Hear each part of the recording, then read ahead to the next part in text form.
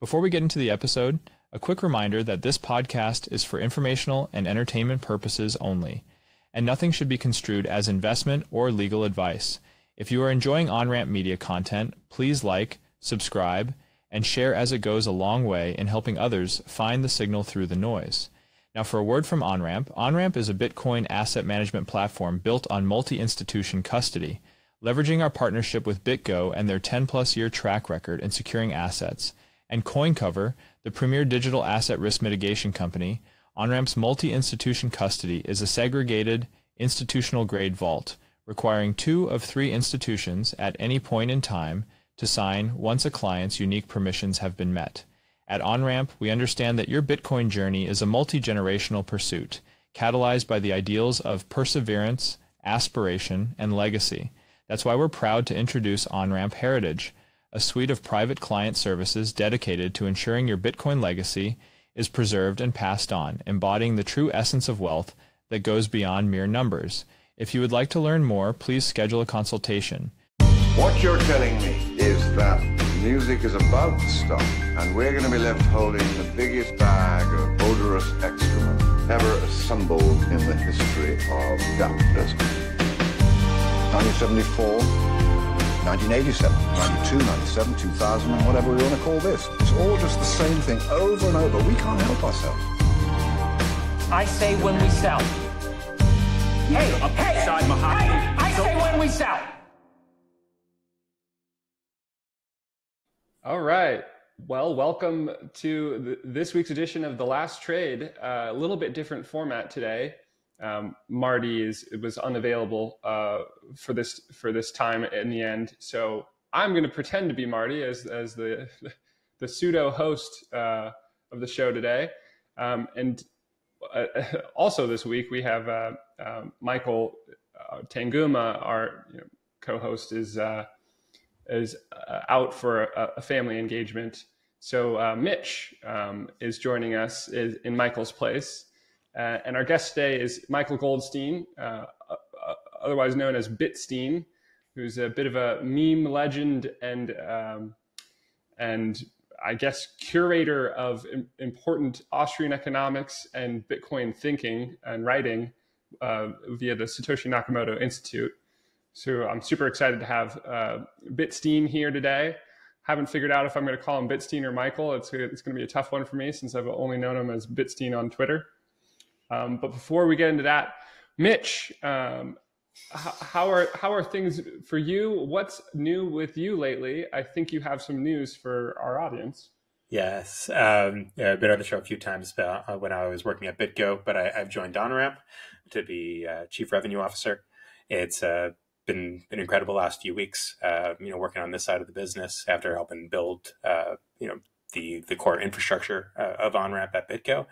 But mostly just wanted to be spending my time helping make multi-institution custody the standard and focusing my energy to go make that a reality. So it's been a privilege. Yeah, we're super excited to have Mitch on board, and I think Mitch, like the rest of the team at Onramp, has gotten hooked by the idea of what multi-institution custody can do for Bitcoin, can be for the world, and what it can represent for this new era of Bitcoin finance, and all the possibilities that come out of it. So, Mitch has the bug like the rest of us at Onramp do, and super excited to have you, Mitch. Appreciate that. All right. So today we have Michael Goldstein, and Michael, I'll let you introduce yourself. You'll do a better job than me of all the things that you have done over the years for Bitcoin and what you're working on these days, if you want to dip into that too. The man, the myth, the legend, the best memes, the best meme videos in all of Bitcoin. If you haven't seen them, you probably have seen them, and you may not have realized that they're from Bitstein. But Michael, welcome to the show. Hi, Marty. Yeah, thanks for having me on. No, Jesse. Thank you for the kind introduction. My name's Michael Goldstein. I've been known as Bitstein for about a decade now, I guess. But in Bitcoin, what have I done? Mostly just sit around and post on Twitter.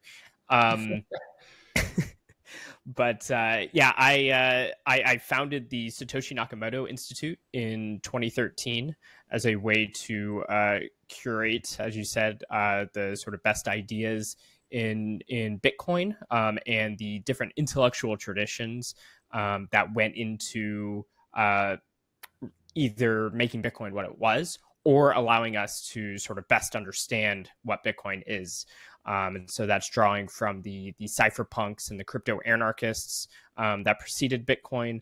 It comes from the Austrian economic tradition, which I think is the sort of best economic school of thought for being able to make sense of Bitcoin, thanks to its incredibly brilliant and robust monetary policy, or not monetary policy, monetary theory. So I that's what I've done. That's actually been that was in rather a bit of a dormant state for a number of years. But recently, with the growth of Bitcoin and watching Bitcoin actually do what we always thought it would, has inspired me to take it on much more seriously. So we've now formed a 501c3 tax-exempt nonprofit as a vehicle for expanding the Satoshi Nakamoto Institute as it is today into hopefully a premier world-class educational platform. Fantastic. Yeah, and for those who, so I wasn't around in 2013. I arrived in the scene in 2016, 2017. And the people that had been inspired by Bitcoin in the years before I arrived, it sort of seemed to me that there were a few different channels where they like either got orange pilled or found the rabbit hole, however you want to describe it. And it seemed to me that those main categories were either Andreas videos, maybe using Silk Road, or perhaps they were originally a cypherpunk and so then stumbled into it through that channel. But then the last big category was the Satoshi Nakamoto Institute and the compendium of information that you and Pierre Richard put together to present the case in a coherent framework for why this thing makes sense and what it is really. Because I think you can speak to this, Michael, of back then, I don't think most people engaging with Bitcoin understood that Bitcoin was digital gold in the spirit of Austrian economics, and that still had to be sort of surfaced and bubbled up to the top in terms of how people thought about Bitcoin and how it fit into the world. Is that a fair characterization? Or?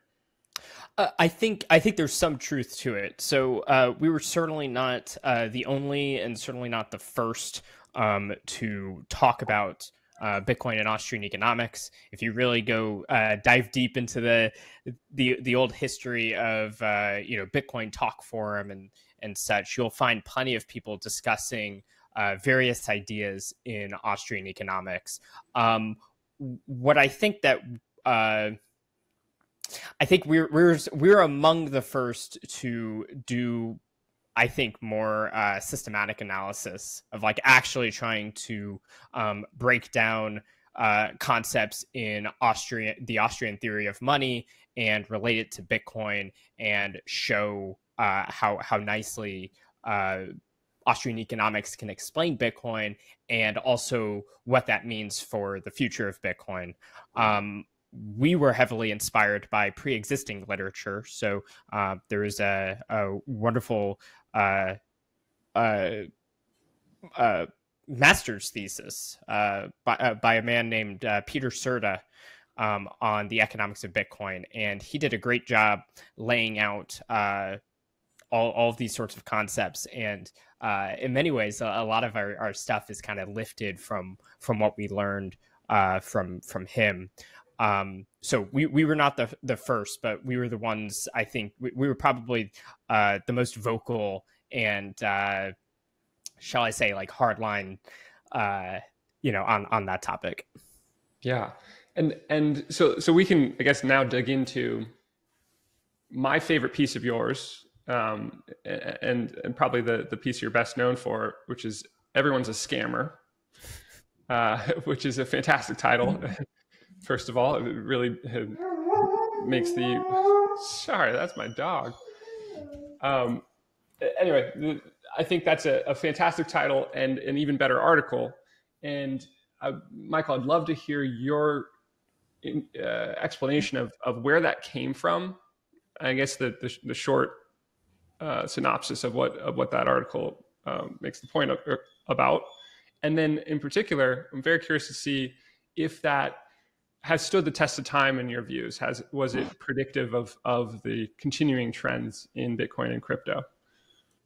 Yes, so Everyone's a Scammer is actually one of the few articles I've written, but people like it so much that they think I've written much more than I have.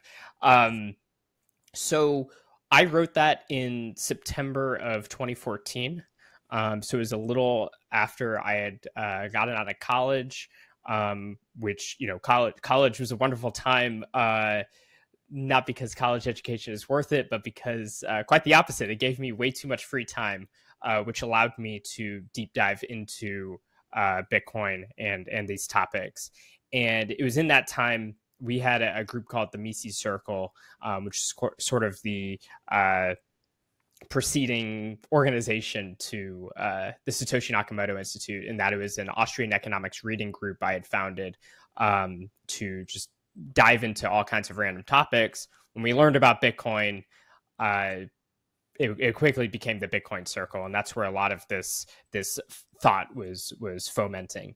So over the course of 2013, 2014 was when the bulk of our sort of economic analysis was put together, and like really just how to think about Bitcoin, and further why we think Bitcoin is going to go to the moon, and why even in early 2013, as soon as we learned about Bitcoin, there was this feeling, it's like, okay, well, this is clearly the greatest money ever, so it's going to replace the Federal Reserve. Let's get on it. With all of that in mind, by end of 2014, there was this feeling, it's like, if everything we're saying is true about Bitcoin and its potential, there are no backsies in Bitcoin, because, or let me step back. Bitcoin is destined to become the global reserve currency. What that means is, like, at the time, the price was, I guess that may have been around the top bubble. So we could even call it as much as $1,000. That is well below what the final price would be expected to be if Bitcoin became the global reserve currency. And it is that this time period that we live in is a very unique one, in that we don't experience very much in history the rapid monetization of a new good, and our place in that history needs to be taken seriously, because it only happens this once. This is a sort of once in a, with Bitcoin, it's arguable that this is a once in humanity event. That's the extremely bullish case, but that's very well possible. So it needs to be taken seriously. And so Everyone's a Scammer was basically about taking that very seriously and taking your long-term vision of Bitcoin very seriously. At the time, just as there is today, there is this view, but I think it was even stronger back then, because there wasn't as much there wasn't as much memeing around, like there was no stacking sats meme. HODL was still a new meme. Obviously, people knew to hold, but a lot of these memes that we take for granted today, that tell us to stay humble, stack sats, and all that didn't exist at the time. And a lot of people were under the belief that in order to make Bitcoin become the global reserve currency, you need to start spending it. So you need to go, you need to go find merchants, and you need to be giving them your Bitcoins in order to, get the economy going and spur adoption and such. And we had written a number of articles that presented a different way of thinking about this. So there's another one with a provocative title of "I'm hoarding Bitcoin and no, you can't have any," or something along those lines. And it was pushing it back against this idea, saying that actually what drives Bitcoin in the big picture has more to do with the increasing reserve demand.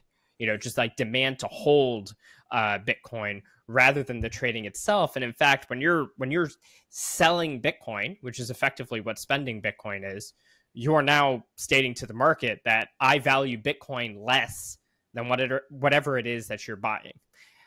There can be incidental, benefits to adoption when this happens. So maybe a merchant who accepts Bitcoin will be a more steadfast hodler than you are.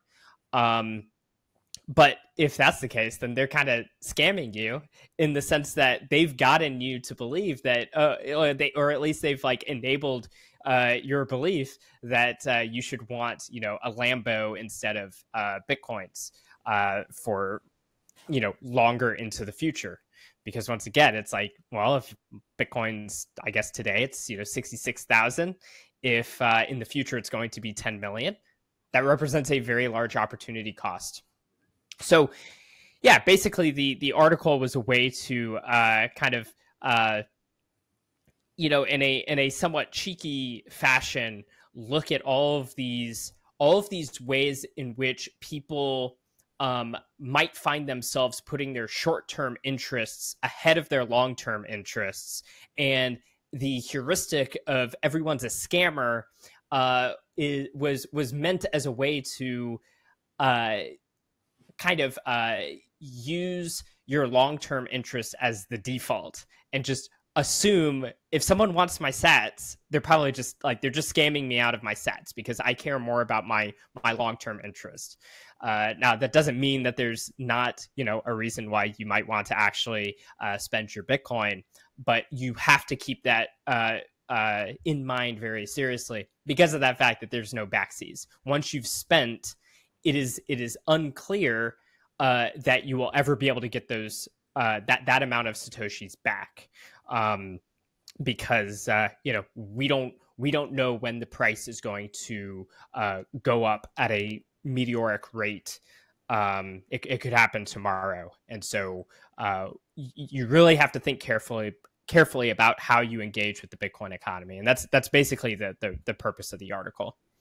Yeah, it does. It's so effective in flipping people's natural thought process about trying to make more dollars, but by speculating on Bitcoin, and instead flipped it into, no, this is the gold rush, this is the land grab, this is the thing you want to end up with. And I think that I think it was inspired me in part for when I wrote Bitcoin in the American West, which I did a deep dive into how the development of the Bitcoin frontier is sort of tracking the same sort of trajectory that the American West, the development of the American West over the 150 years post the Louisiana Purchase, also followed.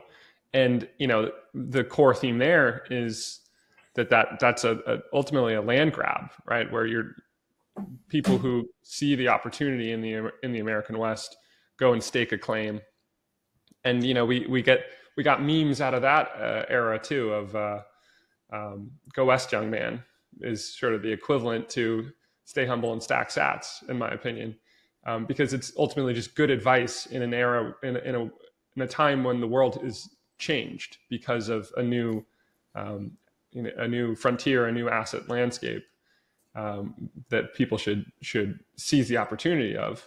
And weirdly, I have to credit your piece for sort of inspiring that like gold rush mindset of here's the right way to engage with how to think about Bitcoin from a personal financial perspective, and then importantly how that game theory plays out. Of like it's ultimately a competition. We're in a global competition right now for staking a claim to Bitcoin, and folks like entities like MicroStrategy are the ones that understand that, and most of the world is still sleeping on it. What I really appreciated about sort of like this is the piece, and it's a couple of years before, but it does strike some of the nerves that ended up, I'd say, impacting the block size war and the clash of store of value versus medium of exchange and the use cases there. And ultimately, if the infrastructure would change on block side to facilitate medium of exchange better compared to store of value. So I think, it was a couple of years early in noticing that. Yeah, on that theme, Michael, so I think this is one of the like harder things to wrap your head around if you're coming from the like classical Keynesian understanding of money, that a new monetary good has a path dependent trajectory from collectible to store of value to medium of exchange to unit of account, and you have to go in that order in order for it to become to make it to that next stage. And I think that's actually something explored well in Shelling Out, which I read on the Satoshi Nakamoto Institute. I wouldn't have found it otherwise, and that one sure hit me hard. Was that idea of like the path dependency of a monetary good understood like in the Bitcoin space at all back then? It sort of feels like it's still not well understood, that in my opinion, medium of exchange and like getting businesses to accept Bitcoin kind of doesn't matter at this point. And that's because I'm such an adherent to the idea that Bitcoin's big use case is store of value and being a savings technology that allows people to store their purchasing power today and have it grow over time in purchasing power because of increasing scarcity from the reduction of the block subsidy. But in 2013, 14, did the Bitcoin community have this idea of from the Austrian world yet of the path dependence of a new monetary good? Well, I'll start off by saying it's like I don't fully agree with that way of conceptualizing it. I think that there's a lot of truths in it, but I don't know that it's necessarily.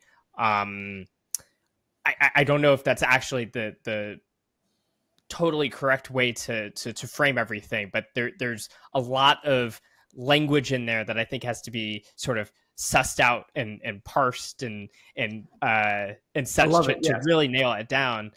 With that being said, I do think that, in the past, there really was this very strong feeling among Bitcoiners that you got to be spending Bitcoin. We got to get merchants involved and so on and so forth. I was basically the same. Like, I remember in 2013, anywhere I'd go, it's like, hey, do you accept Bitcoin? Do you accept Bitcoin? And, it never worked. And, there was no reason for them to be accepting Bitcoin for a variety of reasons, especially just not having any clue what it is. Because if you have to think, like today, everyone knows what Bitcoin is, or at least like in the sense that they've heard the word and they know that it's some kind of digital money thing. In 2013, if you said, hey, do you accept Bitcoin? The most common response you would get is, what is that? Like people had literally never heard of it. And so that is something to know about the difference between then and now. But yeah, at the same time, yeah. So there was a lot of people who were, gung-ho on, trying to get merchants to accept it, because that's how something's a money, is because people are spending it to buy things. And, colloquially, people call that medium of exchange. I think that these words are somewhat misleading in the sense that a medium of exchange is not based on specifically the thing that you're handing over during a trade, per se, because like it just as an example is when you go to a store and you swipe a Visa card, you are not handing over dollars. You are handing over like a Visa database transaction or something, and dollars get settled later. So the medium of exchange in a praxeological sense, so in the study of human action, medium of exchange is more precisely defined as a good acquired for the purposes of indirect exchange. It is a good that you acquire not because you want to use it yourself, or not because you want to consume it or put it to work, as some capital, but because specifically you believe it's a good that others are going to want, that you can then use to trade them for what you need. And of course there's all the, double coincidence of want stuff that I'm sure your listeners are aware of. And so when people talk about medium of exchange versus store of value, I tend to, in my head, the way I think about it is not medium of exchange versus store of value, but more method of payment versus, savings vehicle. And I view those like method of payment is just a specific technical way that you're transferring a medium of exchange, and store of value, you don't literally store value. You can't like, value is not this quantifiable metric or like thing per se. That's like, I'm going to go put value in this box and it's going to stay there. And when I come back, it'll be the same value and stuff. Store of value is more of it is a shorthand that is used to describe a lot of market dynamics that goes into, a good, a medium of exchange. I tend to think about it more in terms of a medium of exchange over the long run. So the reason we have a medium of exchange is because we're uncertain about the future. We don't know what's best right now. I could go invest in this, or I could go invest in that. I don't know. I'm going to hold on to money because that way, when I see something that actually, suits what I need at this moment, I will have the good that is most likely to be accepted on the other side, to be able to spend and acquire that good. So store of value is asking the question of, when I look at the different potential media of exchange that exist, everything from wampum to cows to shells to gold to dollars to Bitcoin, when I look at that, what are the media of exchange, or the specific medium of exchange that I believe will have the most demand in the future when I want to use this thing? And so there's a sort of speculative aspect to all of that, as there's a speculative aspect to all of human action. But when you're acquiring a good, and you're acquiring it for the long run, you're effectively, that is what we kind of call a store of value, because it's like you're thinking about what will the value be of this well into the future in the marketplace, such that this can presumably allow me to acquire whatever it is that I might need in the future that I don't know yet. So I don't really see that path dependency, only because at least in those terms, because I think that they're describing just the functions of money as you're always using money. I think that even today, we have Bitcoin as a medium of exchange because I acquire my Bitcoin for the purposes of indirect exchange. It's just not indirect exchange today. It's a, quote, store of value because of that very fact that I'm thinking about my indirect exchange into the future. So I'm choosing to hold the medium of exchange that I think will best suit that need, not just tomorrow, not just a quarter from now, but 10 years, 100 years down the line. And then unit of account, we also have on the Nakamoto Institute an article called Bitcoin is the best unit of account. And it's about how, and this was written in 2013, it already is the best unit of account. And you don't have to go through this process. That process is more of the process of everyone realizing that it's the best unit of account. Because on an individual level, what is a unit of account? A unit of account is me doing my accounting books, taking stock of what are all the things I own, what are all the liabilities I own, what is my cash flow, and so on and so forth. Basically running a business, whether it's as a personal finance matter or as an organizational business. And when you add all of those things up, there's a question there, which is, how do I denominate this? And in the United States and in a lot of the world, people denominate in dollars. It would be very silly of me to start denominating in pesos. I probably would not do very well in the United States if I was doing it that way, but I could. So people have to ask, what do I want to denominate? Because profit and loss ultimately is a psychological thing. Anything can be profitable if you prefer it, given the subjective nature of value and such. So with unit of account, you are making the decision of, how do I want to count up my profit and loss? How do I want to determine how I'm doing economically?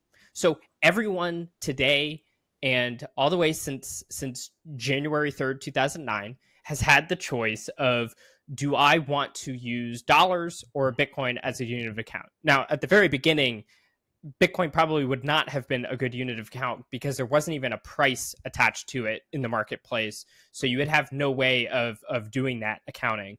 But ever since, 2010 or so, there has been a price and you can do accounting. And ever since that moment, if you chose to look at all of your economic activity and price it in Bitcoin and make the decision of, today, I want to have more Bitcoin on the books than I had yesterday, instead of the typical, I want more dollars on the books than I had yesterday. Anyone who's done that and done it with a long-term view in mind, 4 to 5 years into the future at least, all of those people have done tremendously well relative to had they chosen the dollar as a unit of account. So in that sense, it's like unit of account is not the capstone, except in terms of, for the other person that you're trading with, how much can you expect them to also be using Bitcoin as a unit of account for themselves? So there's a bit of that distinction there of looking at it from the individual perspective, which I think all of those sort of functions, so to speak, are already present in Bitcoin, to looking at it from a network perspective of, what is it that we can sort of expect the economy as a whole, just the general economy, to be looking at regarding this. The other important thing there, and sorry, I see that you're like opening your mouth. It's fantastic stuff. Yeah. Okay. So I'll continue. The other sort of important thing here, and what was motivating us back then, is like, okay, guys, you're saying it's a land grab, and it's definitely it is a kind of land grab. And it's like, you have this one choice, this one shot, Eminem's getting, all the Eminem quotes in there. You want to make sure you get it right. With that in mind, if you recognize Bitcoin as such, you've studied it, you see Bitcoin a certain way, and you make the entrepreneurial judgment based on your knowledge of how money works, based on the current situation of the economy, et cetera, et cetera. If you've come to the entrepreneurial judgment that Bitcoin is so good of a money that you think everyone's going to want some, and they're going to use it as their medium of exchange in the future, to the point where it's a global reserve asset, and so on and so forth. If that's your view of Bitcoin, then obviously you are indeed going to want to grab a lot of land, and you're going to go out into the West, and you're not just going to grab, 40 acres. You're going to try to grab, a whole territory. And so a lot of the arguments around, so-called Bitcoin maximalism, which we effectively, in a sense, championed. It wasn't named. It was named as a sort of pejorative towards our point of view. But what I've always argued over the years is that it's more descriptive than it is prescriptive. It's not, saying like, oh, you must do this. It's more, I believe people are going to have these ideas about Bitcoin, and that Bitcoin as an economic good is going to have a given performance such that people are simply going to want to hold it more than they're going to want to give it up. And this is something, if you go into the literature, Ludwig von Mises talks about this. Karl Menger talks about this. When a good is being identified as a medium of exchange, like a sort of new medium of exchange on the market, entrepreneurs are going to want to hoard a larger amount than they otherwise would, because of this sort of speculative entrepreneurial judgment of what the future holds. And so that is the process of what we've seen, and also the one that you're probably going to want to make, choices based on, and why everyone's a scammer if they're trying to get in your way of getting there. So, so I actually sort of disagree. Just to sum that up, I kind of disagree with that particular way of at least the labels around the path dependency. I don't think that they're as clear as they should, and that also puts it on me to try to come up with a better way of really nailing that down with the economic terminology and concepts. But at the same time, the basic argument that you're making, that the market, we would expect it to want to hold more than be, spending, I fully agree with that. And I think these are the reasons why. That's fantastic. Yeah, I loved all the nuance in there. And I think ultimately we're on the same page there.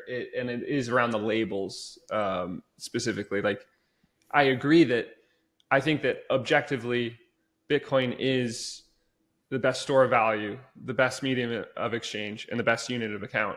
And I think in many ways to be a Bitcoin maximalist is to recognize that, sort of how you talked about it, of to be a Bitcoin maximalist is to adopt Bitcoin as your unit of account fundamentally. And that's a recognition of it is objectively the best unit of account that I could use. And that means that we are, as Bitcoin maximalists, who knows how many of us there are in the world? Maybe there's 100,000. That might be generous. There might be less.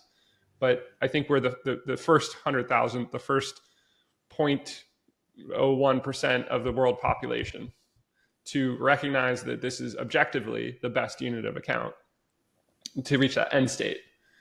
But it is simultaneously the best medium of exchange and the best store of value. And I think the store of value function is the thing that imposes itself on the world as economic reality, specifically because of the halvings. As you may know, Bitstein, I'm a fervent adherent to the importance of increasing scarcity as the prime mover of why Bitcoin gets more valuable over time and induces adoption out of self-interest. And so I think that objective reality is something that the world is slowly recognizing, and that'll be that people will figure out that this is a good store of value that helps me grow my purchasing power by saving in Bitcoin much sooner than they will realize that this is the unit of account that I should organize my entire life around. And I think that how the labels are the difference here of, like, it is a gross generalization to describe the evolution of this monetary good into 4 discrete buckets like that, when it is really a function of how the bell curve of technology adopters progress through each of those independent stages of how to view Bitcoin. You know, and Yeah. I think a large portion of the world would view Bitcoin as a cute collectible that has some value, right? So like a huge portion of the adoption curve has reached that stage of understanding of Bitcoin, but very, very, very few have reached the unit of account end state. And I think that the store of value function, because of increasing scarcity, is how Bitcoin forces the world to adopt it, and then in doing so creates the network effects that are the bridge between store of value and medium of exchange, because it's the intersubjective value of I recognize that somebody else wants Bitcoin that helps change how you transact from dollars into a currency that both sides want, right? The double-sided thing that you alluded to earlier. And so you're right, it's ultimately about labels, but I think we're kind of talking about the same thing from different angles. And ultimately, you know, it's the most beautiful topic in the world, because it's the whole story of Bitcoin's monetization and conquest of the financial landscape. I think Yes. no, yeah, just to pull on one little thread here, the idea of that small group of the Bitcoin maximalists that are living on a Bitcoin standard, that understand they inherently, in every single purchase or economic decision they're making a sound economic decision of, do I need this good more than where is that more valuable to me than the idea of holding a Bitcoin for the future with the expected value of what I anticipate that Bitcoin to be. And I think when you talk about the land grab, there are so few people today that are viewing Bitcoin with that framework, that are making that sound economic decision every time that they are transacting. Yes. I invite people to go read a rather long article that I had written called Toward a Node World Order. They can find it on my Substack or on the Bitcoin Times, where it was originally written for. And I kind of, in many ways, like make like a kind of high view of my sort of entire Bitcoin worldview, in a sense. But one of the things that I always like to do, and I try to focus on in the first bits of that article where it pertains to Bitcoin in particular, is I always like going back to the fundamentals of economic concepts and such, because it can bring us more clarity as we build up and try to understand this. So I had mentioned the concept of uncertainty, and I think in Austrian economics, this is really one of the key things needed to really understand monetary theory. And it kind of gets to this like core logical reason why we would want to use a medium of exchange at all. And so when you start to put things in terms of uncertainty and how different properties play into Bitcoin's ability to be more certain, and the market goes towards the good that can provide the most certainty around that particular good. And so when you're talking about scarcity as a prime mover, well, one of the biggest uncertainties, especially if like you're holding the dollar, is at what point are they just going to print a third of all money that exists? It's like, well, you just wake up and in 2020, 2021, they do exactly that. And, today we are dealing with the fallout of such a thing, whereas the Bitcoin monetary policy has not budged even a single Satoshi. And all of this can be fully verified. And this is why Bitcoin is so important. It's why it's so important that people learn about nodes and why they might want to run a full node for themselves, is because it gives them more certainty about the thing that they are trading, which lets them overcome more, economic problems that they face into the future. So do I need, I want to have goods that can handle trades that I need to do today. I want a good that I can also hold on to trade in 100 years. I want a good that I can trade in very small amounts, and I want a good that I can trade in very large amounts, because sometimes I want to buy a house. Sometimes it's just, a burger. Sometimes it's a house. I want it to basically all of these different uncertainties on the scales, like on the dimensions of space and of time and of scale, play into what good has the properties most capable of handling that. And it's from that I do fully agree with you that scarcity is such a core part of what makes Bitcoin tick. And it's why 21 million is perhaps the very most important meme in all of Bitcoin. Not because the other things don't matter. In fact, 21 million can only happen because of certain other things, but it's 21 million that is sort of the sort of secret ingredient, and that makes it all function together. Thanks for tuning in.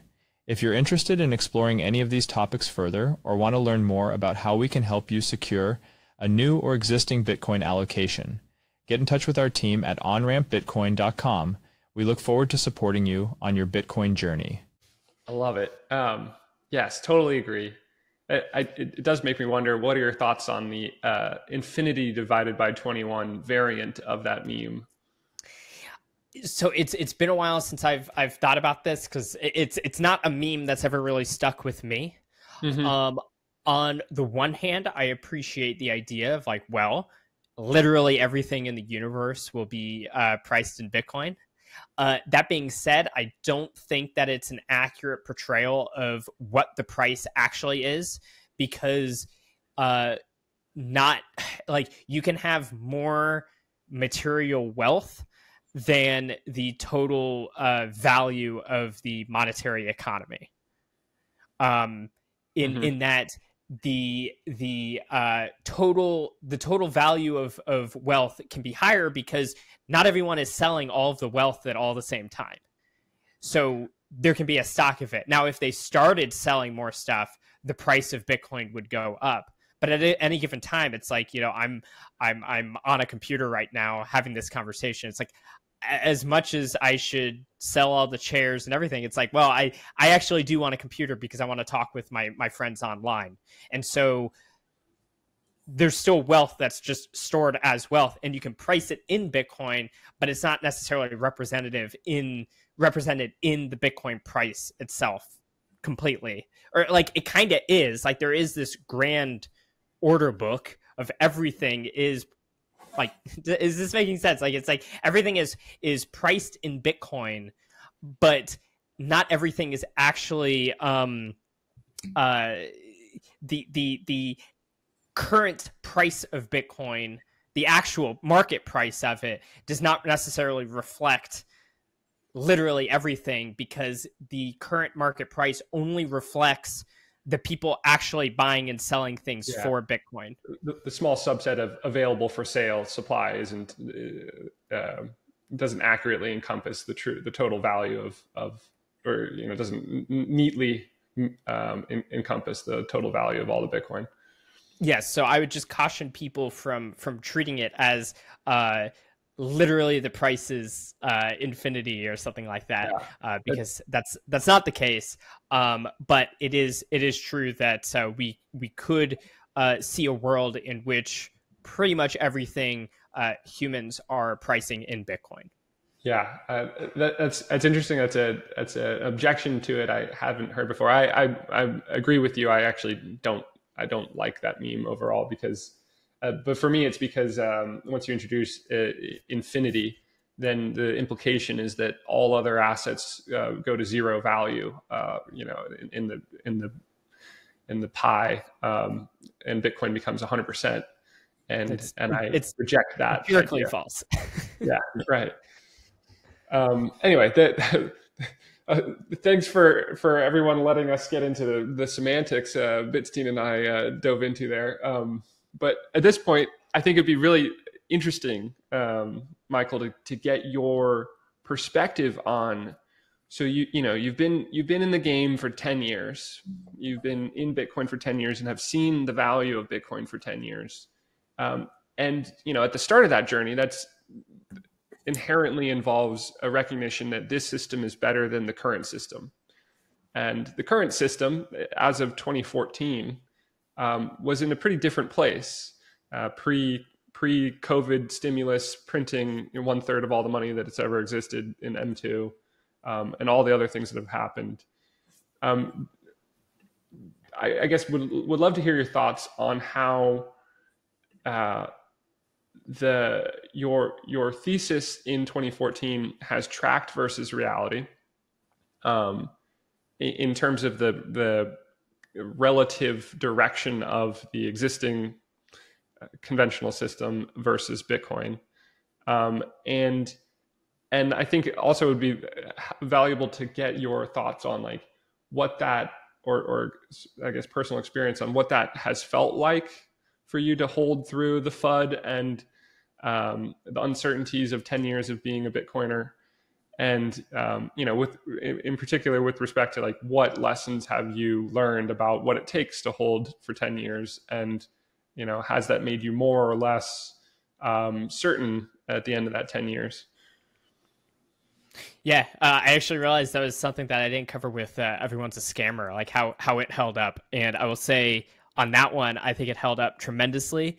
The only caveat is Ethereum did launch after the article came out, and so there were a lot of people who did very well against Bitcoin, and certain people who held early on, and if they held, they'd still, I think, be up against Bitcoin. But as a general rule, I think the general rule holds, and even so, I think. Based on everything we've discussed, obviously, I don't think that Ethereum would be able to maintain that thing. So it's like, yes, if you got in at 5 cents, you'll probably not get as harmed or like, but yeah, well, yeah. you're the scammer scamming people out of their Bitcoin. Yeah. So, that's the one little funny thing is, Ethereum did happen, but I still think that Bitcoin was the right thing, and I mean that plays into this other question. So, funny enough, I was young and much more idealistic at the time. So as soon as I got into Bitcoin, there was a feeling it's like, okay, well, everyone else is going to learn this tomorrow, and we'll have full global reserve asset status in 5-10 years max. That clearly didn't happen, and I think I had to learn through that process that actually the market is a very dynamic thing. That's what we can learn from the Austrian economists. Like the market is very dynamic, and people are always learning and so on and so forth. But the actual process is not necessarily as fast as you always might want it to be, because the economy is also very large, and so there's a lot of work that has to be done to actually see ideas percolate through the entire economy, and that has its own humbling aspect to it. That being said, at the same time, Bitcoin has done tremendously well because it's grown exponentially since then, and I think I just had in my mind a much steeper exponential curve than the reality. But in terms of thinking that, this thing is going to exponentially grow very rapidly, it really did. It's absolutely crazy to think where Bitcoin is relative to then, and not see it as being total vindication that hyperbitcoinization is completely real, because there's no other way to describe just this incredible growth and seemingly extremely sustainable growth too. Yeah. The fact that every time someone comes out and they're like, oh, Bitcoin's going to go all the way down to 20,000. It's like that. You think that's bearish, but when you zoom out enough and you've been watching, for as long as I have, that is incredibly bullish. That you, as the ultra Bitcoin bear, that's the worst you're coming up with, except for like obviously the person who just says it's going to go all the way down to zero. Those people are going to just continue to exist. But the person who wants to be super bearish and all they can come up with is 20,000 or whatever, that's extremely bullish. And thank you for vindicating me. So I see us as having lived through hyperbitcoinization for the past, since 2010 when Bitcoin got its first price, and we just continue to see it. And the way that exponential and sort of hyperbolic functions work is as you go, the slope increases as well. And so we've always been in hyperbitcoinization, but we could always see more hyper. The other side of it, another thing to consider too, is that I've had to recognize is that when Bitcoin is a few $100 or a few $1,000, it is good for individuals. Like individuals can start thinking about it, but a large corporation, a MicroStrategy, I don't think could have even really happened until MicroStrategy happened, because Bitcoin has to get to a certain amount of liquidity before an organization can look at it and be like, oh, it's possible for me to get in on this without totally, cornering the market. Because you want to corner the market in the sense of getting a huge land grab. You don't want to corner the market in terms of I just have this big thing, I completely move the market, and with the money, you sort of just you actually want to get in without affecting the price if you can help it. And from that perspective, it's it takes a certain amount of time and growth for it to get to that point. And so I also had to learn that. And so it's, there's a reason El Salvador took until it did. And it stands to reason why it was a country like El Salvador and not the United States, because El Salvador could afford to take on a certain amount of risk at such a low liquidity, whereas it would make no sense necessarily for the U.S. to take that sort of action, even if I think they should, and even if I think that it would ultimately be good for everyone if they did. Yeah. I love that the mental framing of Bitcoin wins from the edges. It's El Salvador is kind of, if you were to a few years ago stack rank the economic power of all countries in the world, El Salvador would be lower on the list, and that meant they had a greater opportunity to seize advantage of the Bitcoin opportunity. And similarly, we see politicians from the fringes have been the first ones to embrace Bitcoin. Seeing Senator Lummis have success getting into office by embracing Bitcoin as part of her platform, it then inspired RFK Jr. and Ted Cruz, and even now Trump starting to tiptoe into crypto as part of his platform, which is winning from the edges until eventually it becomes something that the mainstream has to adopt as well. Also, the other thing I wanted to dig into there was, I love how you characterize, I think accurately, that we have been living through hyperbitcoinization this whole time, because I think in Bitcoin people trick themselves into looking forward to a God candle sort of thing, right? Where overnight the price is going to go from where we are to $1 million. And I think that the history of Bitcoin shows that this is never how it's going to be.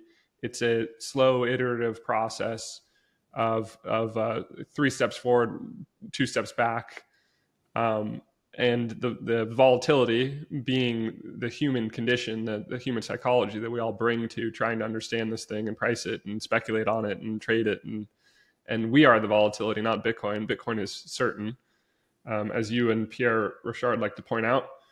And so, yeah, like, I think it's a hugely helpful mental repositioning to recognize that we are in the midst of hyper-Bitcoinization. It has been playing out. It stands to continue playing out. And then the other piece in there that I want to ask you more about was, you insinuated that you believe that rate will accelerate.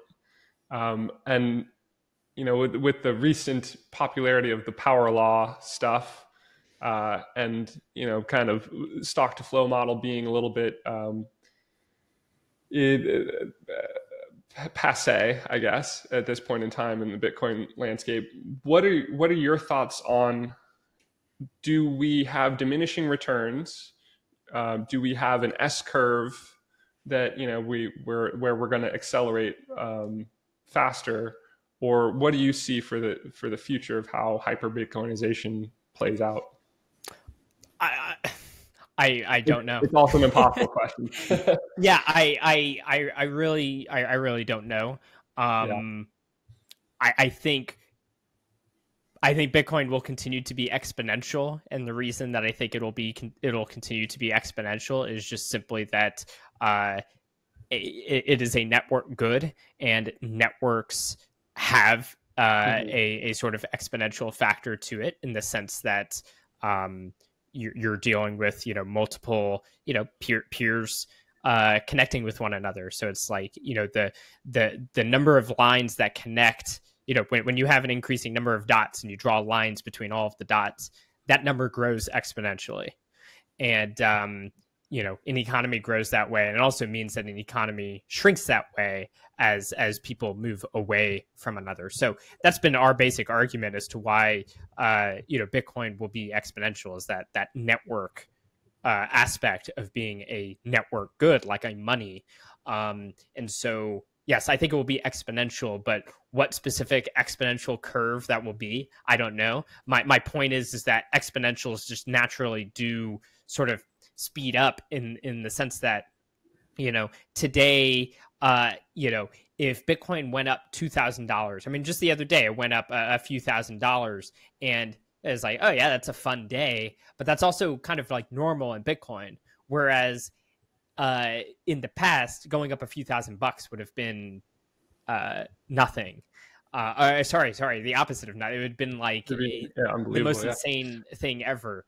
And so in that sense, these magnitudes are going up. So I don't know that I want to like get into prognosticating a particular curve. I just think that it's important to think about these fundamentals. Gotcha. The fascinating thing to me about like magnitude going up is less. I mean, I totally agree.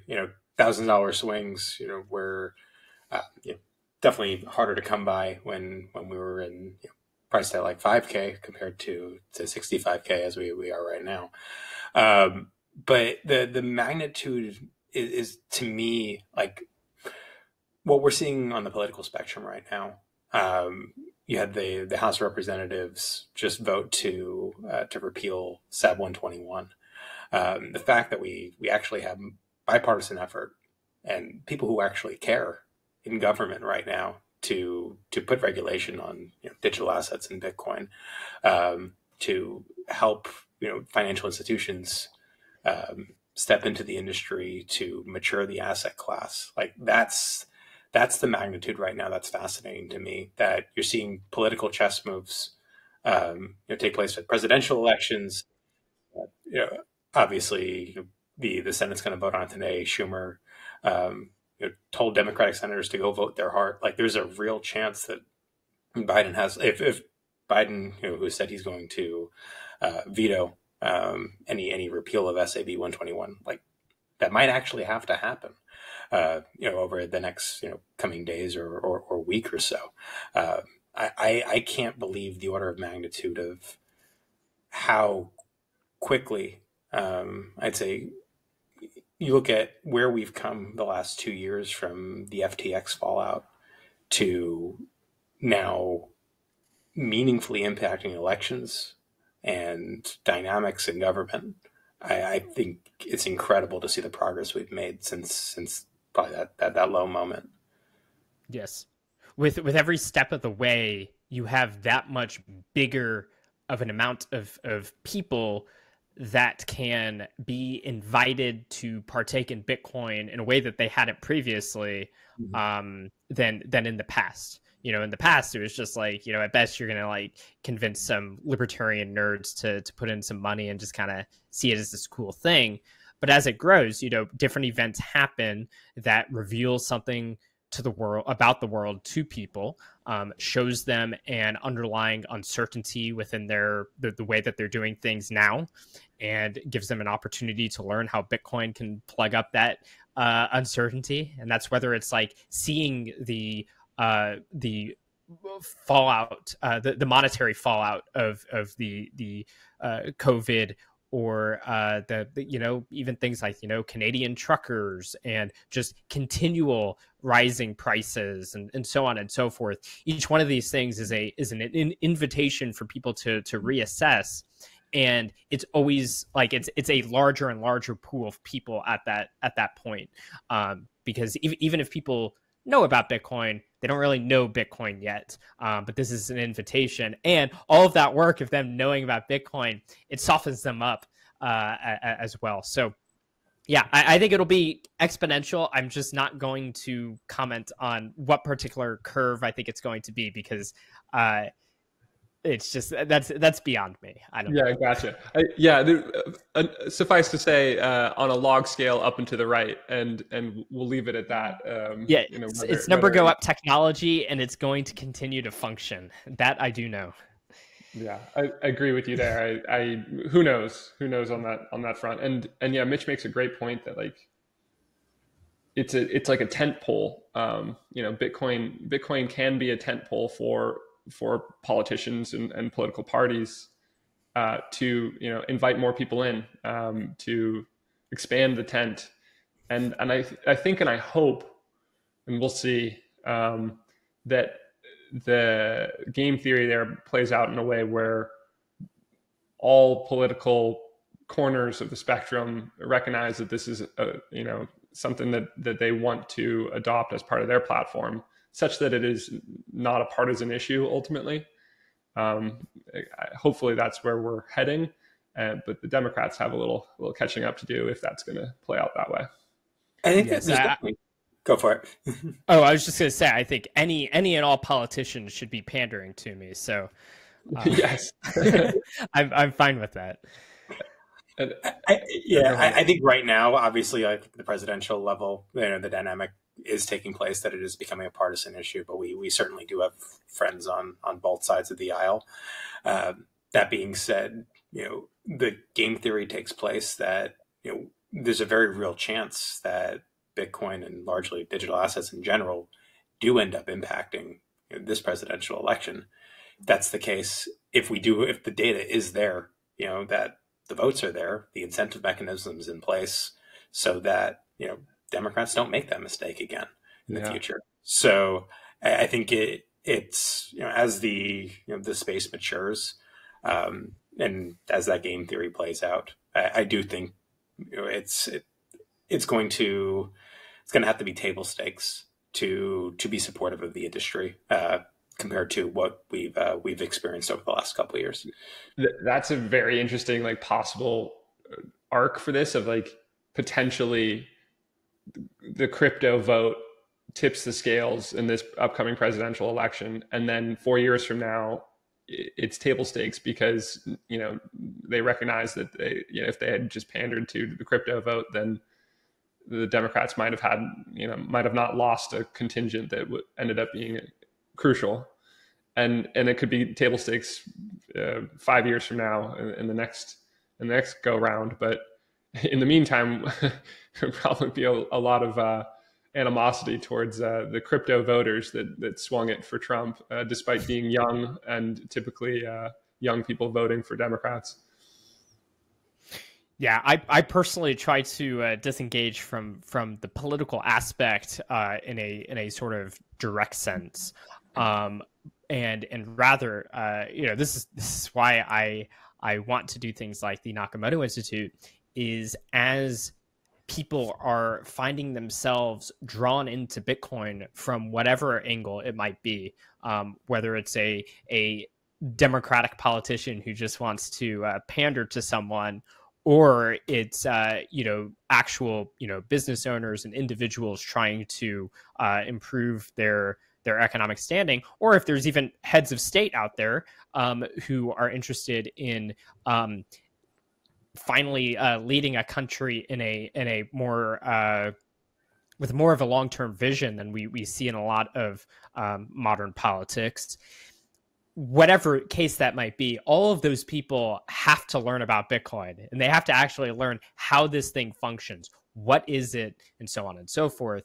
And so my goal in all of this is not to find myself engaging in the direct politics, but for providing the educational resources needed for any of those people to really get a sense of the truth about Bitcoin and its potential, and why from whatever walk of life you might come from, that Bitcoin can be a beacon for a free and prosperous and peaceful future, and kind of help people align with that.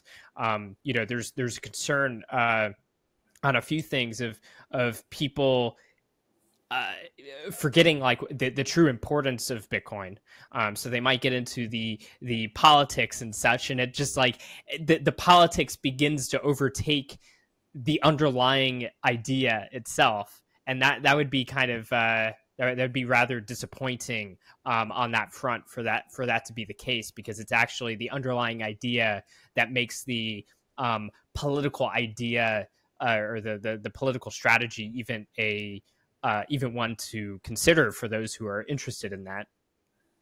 So there's a need to sort of continue carrying that torch, and being a good steward for the information that best helps people get up and running with Bitcoin, as well as add to our stock of knowledge. We don't know everything about Bitcoin, even after all these years. Like I'm but a humble pleb at the end of the day, as I think all of us ultimately are.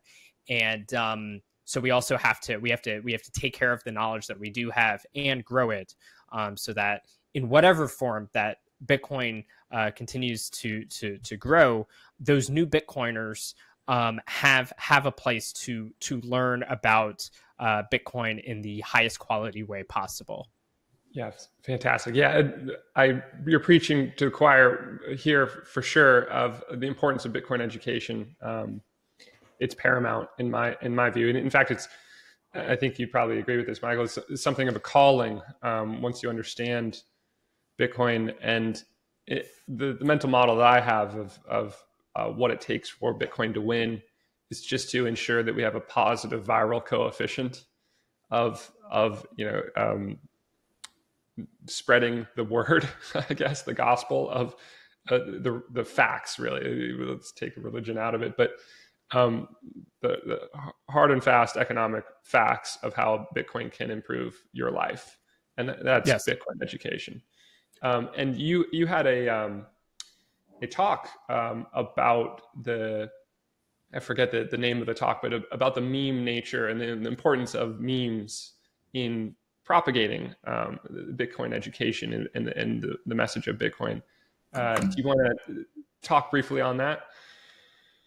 Sure. Yes, I gave a talk. It was at BitBlock Boom in 2019, called "The Art of Bitcoin Rhetoric: How to Meme Bitcoin to the Moon."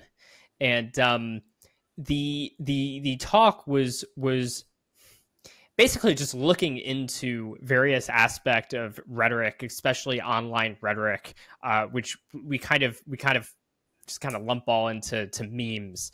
That word itself is kind of a broad thing, but it's effectively about rhetoric And, you know, I do start out saying that it's like Bitcoin is just going to moon as it is. Like the hard economics are such that there is a sort of natural organic growth to Bitcoin that's kind of bigger than any particular act of trying to educate or persuade or whatever other kind of rhetoric you're engaged in. But I tried to give a talk. It was a very tongue-in-cheek, but hopefully very informative talk as well, that helped people think about the sort of battlefield of online rhetoric, where you're dealing with many different groups of people who have different interests and motives. You're dealing with people who explicitly just hate Bitcoin, and you're not going to convince them. In the same mix as you're dealing with people who want to have very strong technical discussion of Bitcoin, and also people who have no clue about Bitcoin, but maybe want to learn about it, and so on and so forth. And there's all sorts of rhetorical battles that sort of have to be fought in order to get particular signals out through the noise. And so I talk about, different tactics and strategies, so to speak, to how to think about these things. So, for instance, people find themselves wanting to sort of cave to other people's narratives around Bitcoin that we have fundamentally no reason to have to cave towards. An example is with the energy debates. A lot of these debates are being done in bad faith, where there's lots that we could discuss about, what are the most efficient, ecologically friendly ways of mining Bitcoin or something like that. There's many discussions to be had, even among people who are completely in favor of everything being fossil fuels. I personally happen to be a huge fan of fossil fuels. I also very much care about, ecological issues. But to even engage in the debate on those terms with certain individuals is to be seeding a frame where they're able to put you in a spot of weakness, because of the fact that they just hate Bitcoin. They don't actually, the energy debate is just something that they can try to just run a gotcha on, when really, it's not that they are worried that Bitcoin uses too much energy. They just don't like Bitcoin. So it doesn't matter. It doesn't matter how much energy Bitcoin is using at all. They will still think that it's way too much and it's environmentally damaging, even if it was just one guy's laptop, because you could also turn off that light after you leave the room, and you'll do so much to help the environment. So a lot of these discussions that people find themselves in, they're very disingenuous. And so I invite Bitcoiners to I talk a lot about trolling, but I also explain that it's like you ultimately, the point is to spread the truth. And so the goal of trolling is not literally to be toxic and just be vile and mean to people. That's just being an awful person. I'm not in support of that. However, understanding the rhetorical battlefield and knowing how to get around these sort of gotchas that come from bad faith, and also not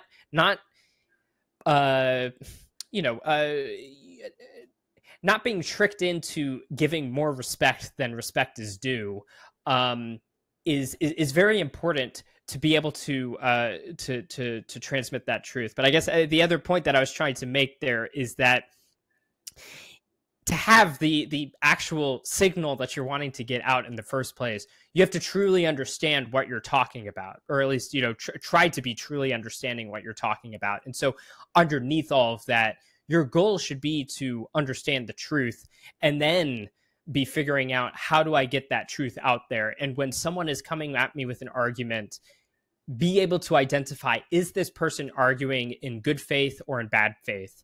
And if they're arguing in good faith, you should be doing everything you can to help them through misconceptions. They might even have a critique or two that resonate well. It's like, actually, yes, that is a trade-off that Bitcoin has, but this is why that trade-off is acceptable. Other things might be like the energy thing, and then you honestly should just like laugh at it, because those people are not trying to have a good faith argument; they're having a bad faith argument, and so you have no obligation to take them seriously. I see no problem in throwing around jabs online, but that would also be a call for if that is not your personality, to also do not tailor your message to those people, because they are acting in bad faith. You might use it as a springboard to have discussion with people who are of good faith, but do not get trapped by people who are arguing in bad faith. So, like I said, it's a very tongue-in-cheek thing, but a lot of people have really enjoyed it and gotten a lot of value of it. So I'm very happy that I was able to kind of help people see things in a different light. That's part of why it's fun to be in tongue-in-cheek, is because it helps people kind of snap out of their whatever their sort of current Overton window, so to speak, or whatever other term you might, their current way of thinking of it. If you're able to come at it from a totally different direction, it can kind of snap people out of it and think outside of the box. And I always like being able to help people think a little bit outside of the box, because that's usually where a lot better answers are. Absolutely, yeah, and it seems to be necessary to even begin to entertain the possibility that Bitcoin's right, is that you have to first get outside of the box that you've been confined to your whole life without realizing it. Yeah, I mean, I've had to deal with over 10 years now of every academic, journalist, politician, you name it, telling me how idiotic Bitcoin is. It's going to zero, this and that, and so on and so forth. It's always been the sort of losing proposition in the mind of the general public, and it requires having a strong resolve and developing a strong resolve based on hopefully a conviction built on firm foundations. But once you're standing there, it's you can take on the world. Love it. It's fantastic, and I think that creates a nice little segue for us to wrap up here on what's going on currently for the Satoshi Nakamoto Institute, what your plans are, and also what people can do if they want to get involved or support what you're doing with the Satoshi Nakamoto Institute. Any things to say there?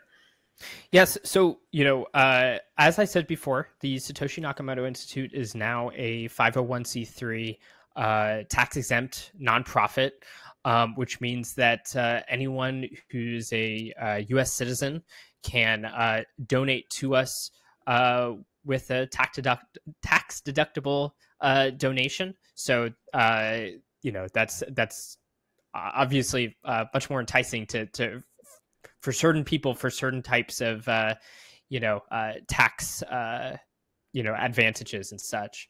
But then there's, of course, it's like, why would you want to get involved with us in the first place? So, our mission is to advance and preserve Bitcoin knowledge, of its history, of its economics, of its technology, and so on and so forth, and have a place that people can come to and learn all of these things about Bitcoin. And as I've kind of alluded to before, we have to think not just in terms of now, but also deep into the future. And so my goal is to be stewarding the finest information on Bitcoin, such that new Bitcoiners today and generations to come can still come and learn what they need to know about Bitcoin to best thrive. And so ways that you can get involved. First is it is an open source website. So you are always welcome to come help with the code, help with content. Actually, get your hands dirty. Helps more than probably anything else.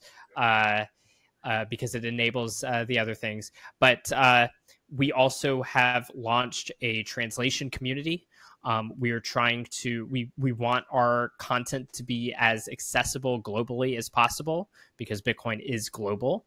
And it shouldn't just be people who can read English that get to enjoy the wisdom of Nick Szabo and Timothy May and many of the other great thinkers that we've showcased on the website.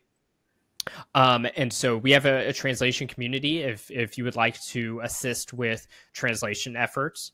And finally, there's also donations. So being able to, you can donate to us tax deductibly, if that's the correct term. But and with that allows us to pay for our hosting, help pay for me to be able to work full time, be able to expand operations, to be able to do more work. Currently, it's mostly a one-man show, so only so much can get done at a given time. But with your help, maybe that can change in the future. Currently, one of our big projects, we unveiled a new logo for the Satoshi Nakamoto Institute, and we have a broader fundraiser going on to help fund a redesign of the website. And the idea here is it's almost like a phase change in a way. Prior we were targeted towards like a lot of nerdy libertarians online. There's only so many people who are going to be interested in Austrian economics or cryptography or what have you. But because Bitcoin has grown to the place that it is, these topics are now tapping into the mainstream, and it is something that the whole world wants to know. And so with a redesign, we're trying to build an aesthetic that helps display to the world our seriousness and commitment to the long-term education of Bitcoiners now and in the future. And so you can find information about this on our newsletter. And if you donate, you can help us get this redesign process going, so that we can have the aesthetics that match our long-term vision. Awesome. Yeah, it's fantastic work. It's a vital resource, and everyone, if you haven't checked it out, go check it out and see if you can support what Michael's up to. Michael, want to thank you for coming on the show. It was a great conversation. Really appreciate your time, and look forward to maybe having you come chat wonky semantic stuff about the trajectory of Bitcoin another time in the future. That would be fantastic. Thank you so much for having me. All right, everybody. And Mitch, thanks for joining this week too. And everybody, we'll see you all next week back with the usual cast.